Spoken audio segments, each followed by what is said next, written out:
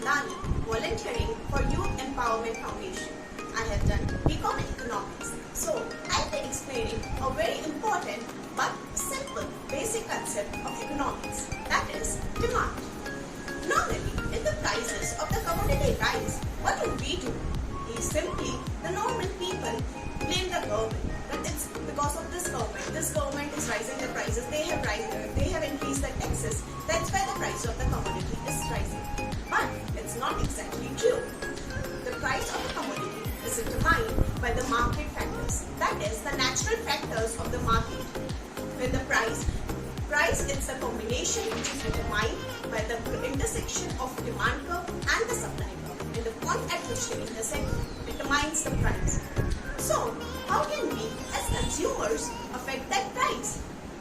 We as consumers play a major role in determination of demand.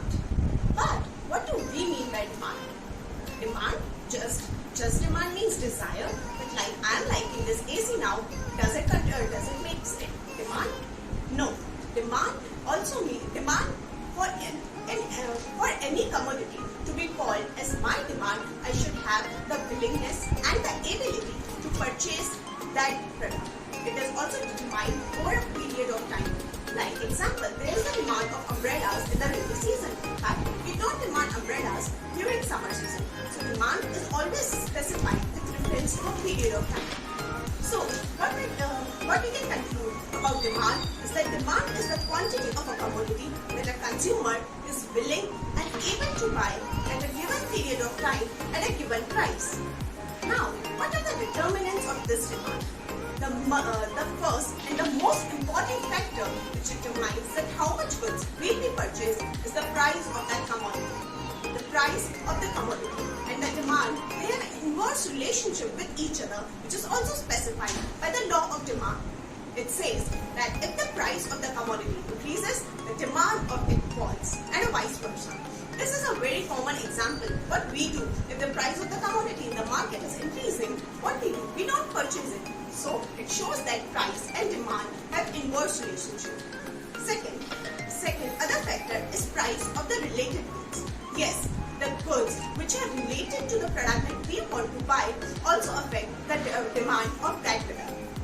Now, they can be categorized into two types, substitute goods and complementary goods. Substitute goods are those goods which are used in place of tea, or you would like to go for coffee.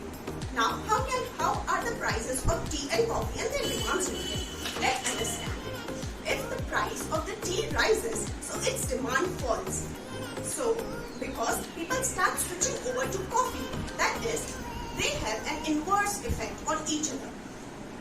Other way, second is type of complementary goods. Complementary goods are those goods which are used together. So if price of one complementary good increases, its demand falls, and the demand of its complement also falls because they both are used together.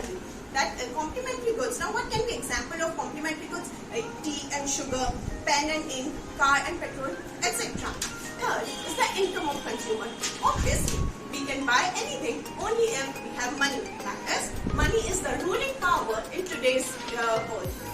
If we are earning, now on the basis of income as well, demand can be divided into two types: normal goods and inferior goods. In normal goods, if the income of the consumer increases, the consumer tend to increase the demand of the normal good. It's like the daily products. But inferior goods, what are inferior goods? Inferior goods are actually those low quality products.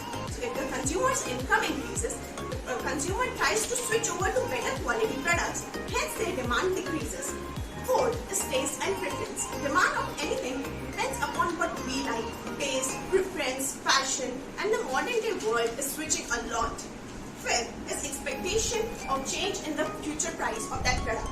If the price of the certain commodity is expected to rise in the future, its current demand will increase because people will think, let's buy it now and get a lot of stock of that product so that in future we don't have to spend much. So that was all about demand, a very simple and a basic concept of economics which actually forms the base of economics. Thank you so much for listening me patiently. Have a good day.